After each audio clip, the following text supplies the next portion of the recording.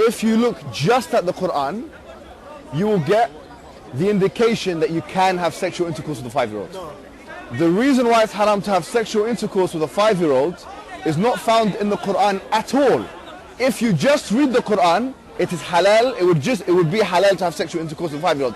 In Surah Al-Talaq, chapter 65, verse 4, Allah subhanahu wa ta'ala tells us who you can divorce and who you cannot divorce. And then he says, وَاللَّائِ لَمْ يَحِدْنَ وَاللَّائِ لَمْ يَحِدْنَ, and the ones who had never been pubescent before. And by the way, this is very important, yeah? I want all Muslims to be aware of this.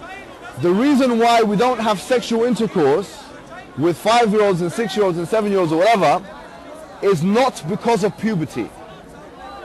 Wait a minute, what did you say? It's not because of puberty, because that verse in the Quran actually says lam yahid. They never had puberty before. You can't go around that. The Quran doesn't say anywhere in the Quran that the woman has to be pubescent. I dare you to find one verse in the Quran where it says you're not allowed to marry someone based on harm, or you're not allowed to have sexual intercourse based on harm, or you're not allowed to marry someone based on puberty. So if you're a Quran alone, you're allowed to have sexual intercourse with 5-year-olds. Get me one verse in the Quran which says the woman has to be pubescent. One verse.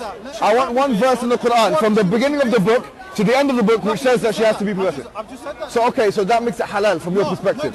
From your perspective, it's halal. You know, in the Quran it says حُرِّمَتْ عَلَيْكُمْ أُمَّهَاتُكُمْ. It says you're not allowed to marry your mum.